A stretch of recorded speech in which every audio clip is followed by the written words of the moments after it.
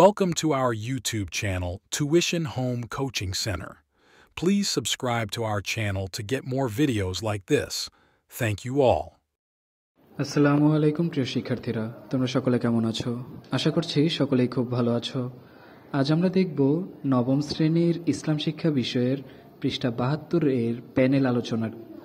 এখানে দুইটি আলোচনা দেয়া আছে, আমরা দুইটি আলোচনারই সমাধান দেখব। তোমরা যারা এখনও আমার চ্যানেলটি সাবস্ক্রাইব করোনি তারা চ্যানেলটি সাবস্ক্রাইব করে নিও, তাহলে পরবর্তী পড়াগুলো তোমরা এই চ্যানেলে সবার আগে একসাথে পেয়ে যাবে। আর পূর্ববর্তী পৃষ্ঠার সমাধানগুলো প্রয়োজন হলে চ্যানেলের প্লেলিস্টে সে পড়াগুলো দেয়া আছে, তোমরা একে একে সেখান থেকে সেই পড়াগুলো দেখে নিতে পারো। তাহলে চলো শুরু করি আমরা আমাদের আজকের সমাধান। দেখো, এখানে রয়েছে তোমাদের জন্য প্যানেল আলোচনা, আল কোরআন পৃথিবীর সর্বশ্রেষ্ঠ গ্রন্থ। এটি হলো টপিক 1 এবং টপিক 2 হলো কোরআন হাদিসের নির্দেশনা আমি বা আমরা যেভাবে অনুশীলন করতে পারি, অর্থাৎ টপিক 2। এটি নিয়ে উল্লেখিত শিরোনামগুলোর আলোকে তোমরা শিক্ষকের নির্দেশনা মোতাবেক প্যানেল আলোচনা করে তা উপস্থাপন করো। কারণ এই জন্য দেখো, আমরা আলাদা আলাদাভাবে দুইটি উত্তর দিয়েছি। এখানে প্রথম প্রশ্নটি দেখো, সমাধান নিচে আল কোরআন পৃথিবীর সর্বশ্রেষ্ঠ গ্রন্থ সম্পর্কিত প্যানেল আলোচনা তুলে ধরা হলো। দল 1, কোরআন আরবি শব্দ, এর অর্থ পঠিত। আল কোরআন পৃথিবীতে সবচেয়ে বেশি পঠিত কিতাব। কোরআন মাজিদ সহজ ও সাবলীল ভাষায় নাজিলকৃত। এতে কোনো প্রকার অস্পষ্টতা বা জটিলতা নেই। অতি সাধারণ মানুষও কোরআন থেকে শিক্ষা গ্রহণ করতে পারে। দল 2, আল কোরআন এমন একটি কিতাব যার মধ্যে কোনো প্রকার সন্দেহ নেই, আজ পর্যন্ত এটি অবিকৃত হয়ে রয়েছে। কেউ এর একটি অক্ষর, শব্দ বা হরকত পরিবর্তন করতে পারেনি।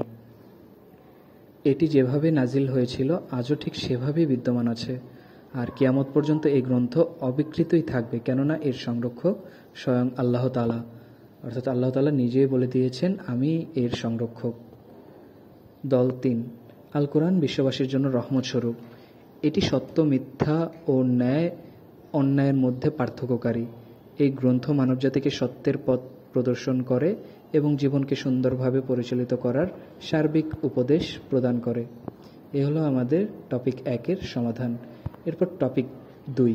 টপিক 2 এর দেখো রয়েছে শিরোনামটি হবে কোরআন হাদিসের নির্দেশনা আমি বা আমরা যেভাবে অনুশীলন করতে পারি। এই শিরোনাম দিয়ে তোমরা তোমাদের প্যানেল আলোচনাটি লিখতে পারো।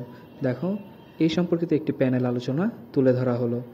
দল A, পবিত্র কোরআনে জ্ঞান অর্জনের তাগিদ দেওয়া হয়েছে, তাই আমরা জীব ও জগতের কল্যাণের জন্য জ্ঞান অর্জন করব এবং তা জীবনের প্রতিটি ক্ষেত্রে চর্চা অব্যাহত রাখব। বি দল, পবিত্র কোরআন ও হাদিসে সত্য কথা বলার প্রতি গুরুত্ব আরোপ করা হয়েছে, তাই আমরা জীবন চলার প্রতিটি ক্ষেত্রে ও প্রতিটি মুহূর্তে যে কোনো পরিস্থিতিতে সত্য কথা বলবো। দল সি, মহাগ্রন্থ আল কোরআনে ও রাসূল সাল্লাল্লাহু আলাইহি ওয়াসাল্লামের মুখ নিঃসৃত কণ্ঠে পিতামাতার সাথে উত্তম ব্যবহারের নির্দেশ দেওয়া হয়েছে, তাই দৈনন্দিন জীবনে প্রতিটি মুহূর্তে পিতামাতার সাথে উত্তম ব্যবহার করব। দল ডি, কোরআন হাদিসে সৎ কাজে আদেশ ও অসৎ কাজে নিষেধের প্রতি জোরালো নির্দেশনা আরোপ করা হয়েছে। আমরা আমাদের দৈনন্দিন জীবনে সৎ কাজে আদেশ দিব এবং অসৎ কাজে নিষেধ করব। তাহলে শিক্ষার্থীরা, এই হলো আমাদের ৭২ পৃষ্ঠার প্যানেল আলোচনা দুইটির সমাধান। এভাবে প্রতিটি পৃষ্ঠার সমাধান পেতে আমাদের চ্যানেলটি সাবস্ক্রাইব করে তোমরা পাশে থাকা বেল আইকনটি প্রেস করে রেখো। ধন্যবাদ সকলকে আমাদের সাথে থাকার জন্য।